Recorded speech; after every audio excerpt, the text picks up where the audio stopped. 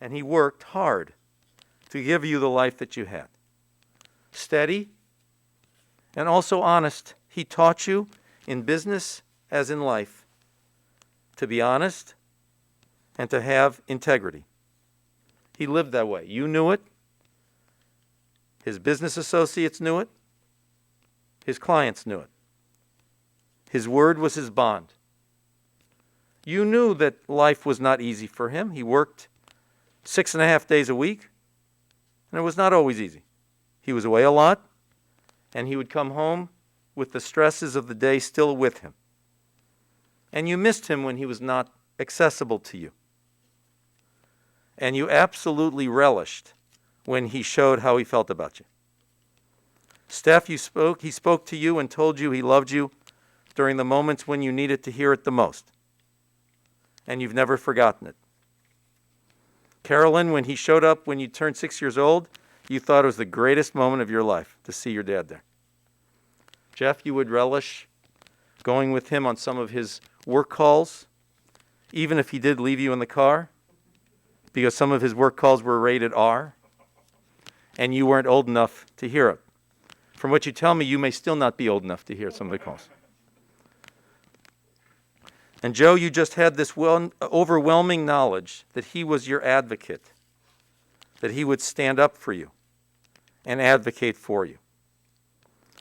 And family moments are very much in your mind as well. His bringing home deli for all of you, and the High Holy Days, attending with him. It was a special honor, a special place to be there with him during the holidays, which were important to him, and traditions were important to him. These moments that you have described to each other and to me, you really, when you talk about them as if they were moments when you found a buried treasure. When you found the buried treasure, which were the feelings hidden inside your father that made you know with certainty how he felt about you. Your father had a good heart. He had empathy, and he cared deeply. And he showed a determination to grow. That was so impressive. He believed in growth. Here he was, a smart man, an intellect, academically gifted. He loved to read the New York Times. He was very up on current events, a great sense of humor. But he felt he needed to learn to be more accessible, more available to people. Christy, you said your grandpa had to learn that people would want to talk to him. And Rachel, you felt that people were constantly underestimating your grandfather, and who knows, maybe at one point in his life he may have underestimated himself. But in the end, he grew to know that he was loved and that all of you loved him. He learned to relax more. And Jeff, you feel he indeed earned the crown of a good name. He experienced disappointments growing up. I know he had been at Wisconsin for college, and he started a program in accounting, but he had to change plans to become involved in the family business.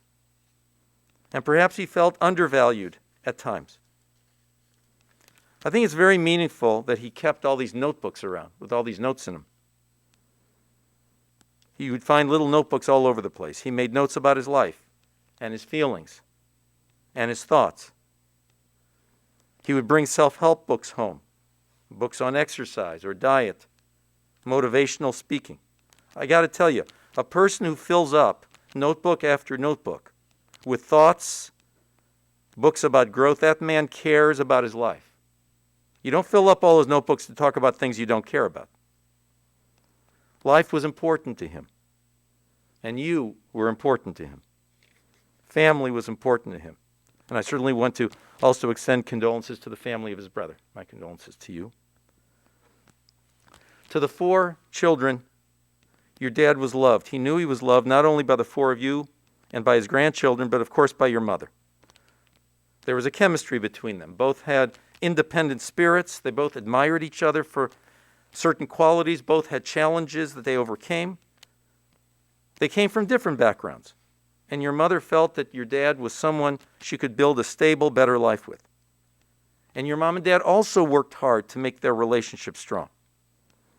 When she died, and during her last few years, as I mentioned, your father took personal care, magnificent care of her.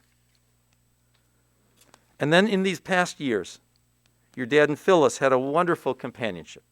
They had known each other since they were young, And they were they were mutually supportive and a connected couple. They made each other very happy.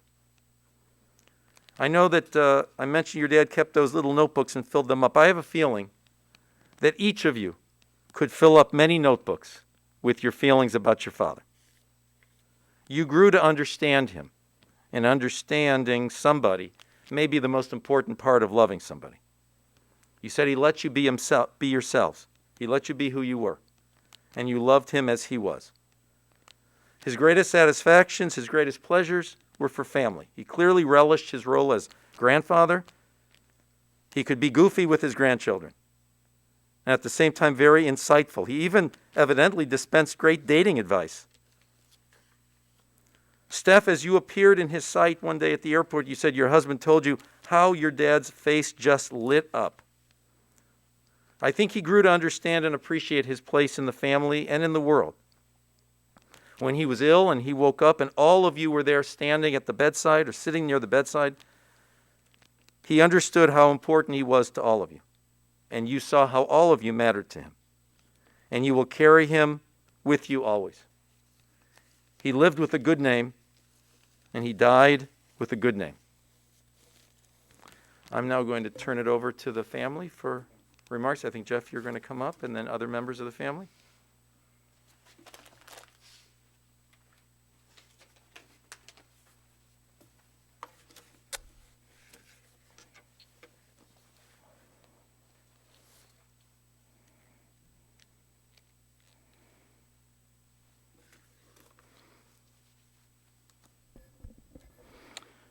Who was Robert Cohen? My father was a very unique person and a wonderful influence on my life. My father taught me patience.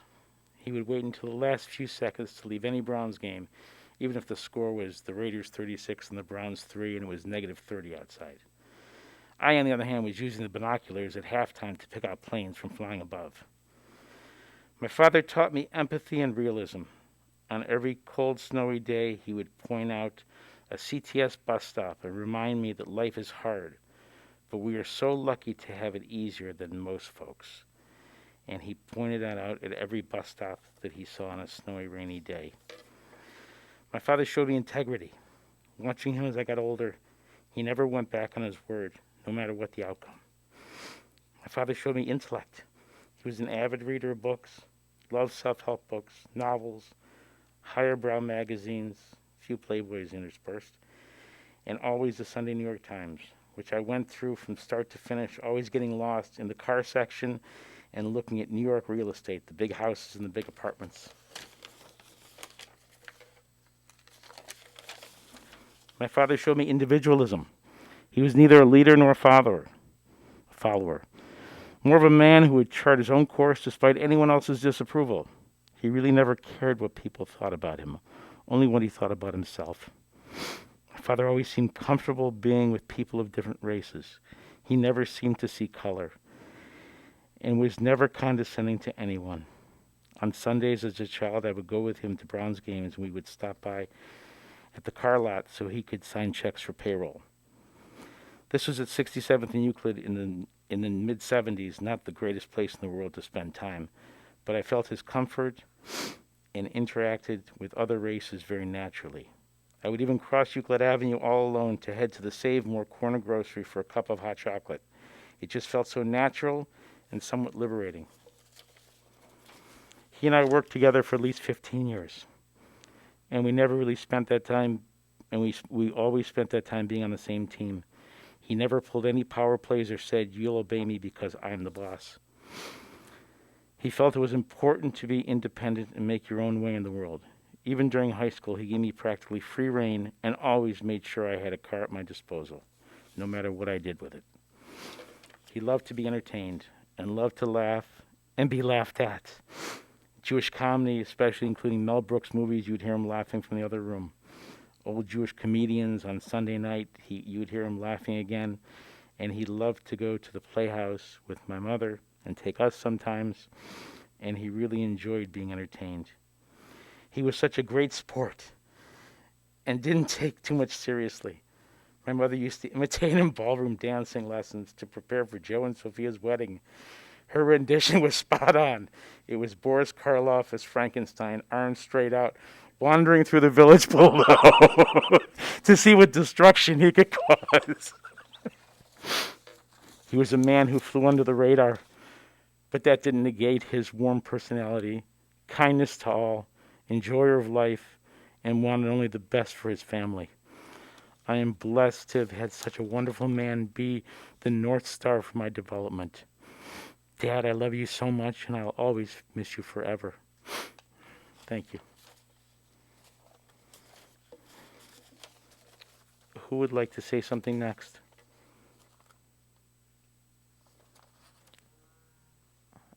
I can't. Oh, you guys are all muted. Hold on, I need to unmute everybody. You want to move it up and you want to turn it around? All right, thanks. Hey, I'm unmuted. Okay. You all hear me? Yep. Yeah, we hear you. That was beautiful. I think you captured Dad perfectly. It's really amazing. I wanted to share a couple of anecdotes about my father that are meaningful to me and maybe reveal something about him to you. Bob was a sports fan, as Jeff talked about and Rabbi Skoff talked about. Like many men of his generation, he grew up in the land of sports giants. The Browns and the Indians were dominant teams in the 40s and 50s, far different than the lackluster teams that we grew up with. One of the last conversations I ever had with him was about the Browns-Titans game the Sunday before. And one of the things I'll miss more than anything is talking to him every Monday about the game that week. But his love of playing games came from basketball. I remember shooting baskets in the driveway with Dad. He was using his antiquated one-handed set shot. He was short in high school, so he ended up as the manager of Heights High basketball team. He never made it on the team, but he loved to play. When I played sports as a boy, he often came to watch me. At football and baseball games, he just watched and he was happy to be there. But basketball was different. I remember when I was in 6th grade, he sat in a folding chair courtside for every single one of my basketball games that season. During timeouts and at halftime, he would wave me over and explain specific tactics that I could use to improve my game. It was never offered as criticism, just helping me get better. He had a great eye for it, and he was right.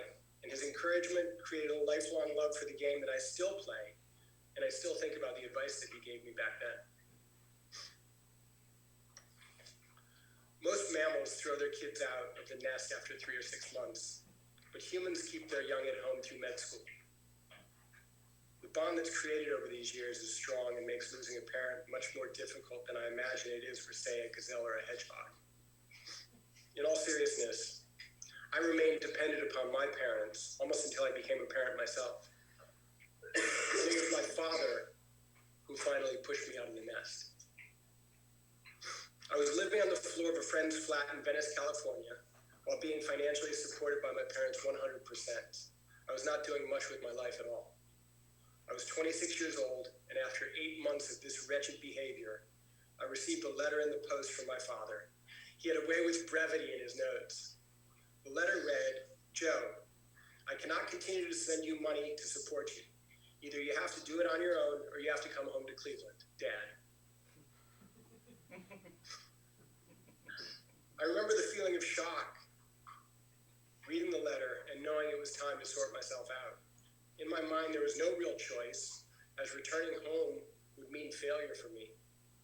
I never asked him if he knew that, but I kind of think that he did. Within a couple of weeks, I had a job, and less than a year later, he and my brother invested the seed corn for me to start my own business. Within a couple of years, I had met my future wife, and we'd started our own family.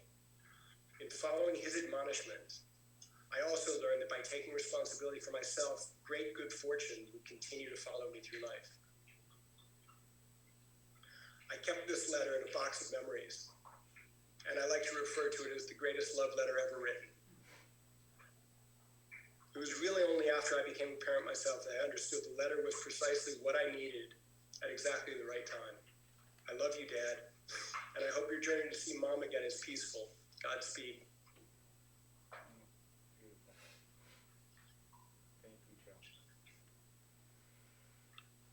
who would like to speak next? Just raise your hand and I'll. Can I hear you? Yeah. Sarah, do you want to speak? I think Rachel's going to speak for our family. Okay. Rachel, you got it, or would you like me to unmute you? I got it. Got it. I'm here. Hi, everybody. In a weird way, it's really good to see you all. I'm going to try and do this without tears because you won't be able to hear me. But I wrote this letter to Grandpa theoretically right after he passed, and I wanted to read it to you all. It's not like me to share my writing, so that's a little scary too. But here it goes.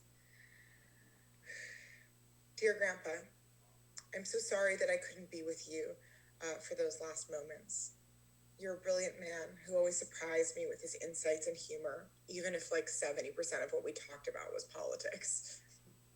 Our strengthened friendship was the only good thing that came out of the 2016 election. We thought Donald Trump would be the end of us. Being right never felt so terrible. I wanted to hear more of your stories. I'm glad I got a few of them before you were taken. About your life as a used car dealer, about what it meant to be Jewish, about what it was like to love Grandma. I only heard a little, but I hung on to every word. I took notes like I was logging history. Your history. Because you will be remembered, even though often you were too shy to share and I was too conscientious to pry. But I wanted to know my history, your history, our history. And it was guarded by you, you funny, frustrating, adorable, tight-lipped man. You let me closer than most, and for that, and thank you for that. I'm very grateful. I wish more people got the side of you that I got, but I guess that's the relationship between a grandpa and her granddaughter. You can actually know each other's people because there's no pretense. You had no personal responsibility for how I'd turn out. You were a riot, a hoot. I wish more people could know you like I did. Our relationship was rare, and sometimes I wonder if it was only rare because you didn't know just how loved you are. You always deserve to know. I love you. I know you were anxious and uncertain and had trouble reaching out. I'm glad you reached out to me the few times you did. I'm glad you felt safe enough to. I'm glad that you knew that I'd be someone who would want to talk to you. I see a lot of you in me. On the positive side, my resilience, my Jewish humor, my sharp wit, and my charm. Much of that is reflected from you. On the other side, I also think I get a lot of your anxieties, and there might be a lesson there. I definitely deal with not recognizing my own value and how much I mean to people. I deal with thinking that others might not want to have me around. It stops me from reaching out, and I don't think that it should be that way. So thank you for calling me, even if it was just a handful of times. It meant everything to know how you felt. You never called anybody, and I know we wish you called more. I wanted to share one more story from when I was in high school. I'm thinking about the first time we truly bonded and you caught me off guard with what a smart man you are. In 11th grade, I had to memorize a Macbeth speech for English class. I spent hours painstakingly learning it line by line before we happened to speak that evening. As I grew up, you had always played a goofball. You got lost at Hershey Park, loved long shortcuts, and held on to jokes like trundles well beyond their making sense. I started to recite the Macbeth monologue to you, and you jumped in, remembering when you learned it in high school. You knew every single word. You knew every line of that speech, committed to memory. It impressed the heck out of me. You were just so sharp. The day you surprised me by reciting Shakespeare was the day that I realized I knew nothing about you and wanted to get to know you better. That is when I started calling you more, asking more, and getting to know you as a person. I'm so glad for that. The Shakespeare speech we both knew was dark, inaccurate, and proven false by the very fact that we know Macbeth's name all these years later. Here's a slightly shortened version of it. Tomorrow and tomorrow and tomorrow creeps in this petty pace from day to day. Sad.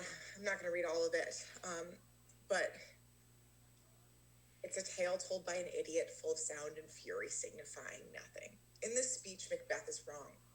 We're all here today, Grandpa, because you signified so much for us. And I think you finally knew how loved you are, how much you meant to us in the end. And for that, I'm glad, but sorrowful that it took a lifetime to get there. You were loved and deserve to know that. Your candle may be out, but we will continue to hear you and remember you tomorrow and tomorrow and tomorrow, signifying everything. I love you, Ray.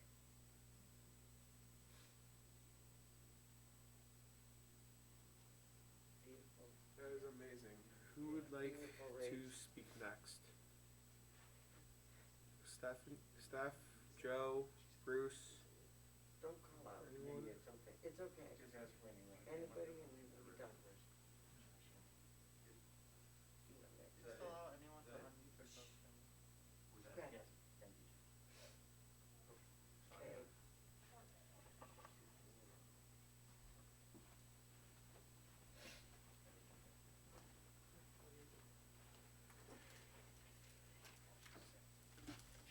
Please rise now for the El Malei Rachamim, the memorial prayer. El Malei Rachamim, Shochein Bamromim, Hamitzei Menucha Nechona, Tachat Kanfei Hashchina, B'malot Kedoshim, Utehorim, Anabal harachamim hastirehu, beseter kanafecha leolamim, utzror bitzrachem et nishmato, Adonai hu nachalato, v'yanuch b'shalom amishkavo, v'nomar amen. May we remember all of the worthy and the righteous deeds that he performed in the land of the living. May his soul be bound up in the bonds of eternal life. God is now his portion. May he rest in peace. And we all say amen. We want to offer our condolences to the survivors, Stephanie and Bruce, Carolyn and Larry, Jeffrey and Kathy, Joseph and Sophia, Richard, Susan, the grandchildren, Sarah, Samuel, Rachel, Harrison, Aiden, Callie, Vera, Axel, Astrid, and Hannah. We're now going to move forward to the burial spot at Mayfield Cemetery to continue the service. And we will, the next step here will be, we'll be moving by processional with the casket first, followed by me reciting psalms and the rest of the family.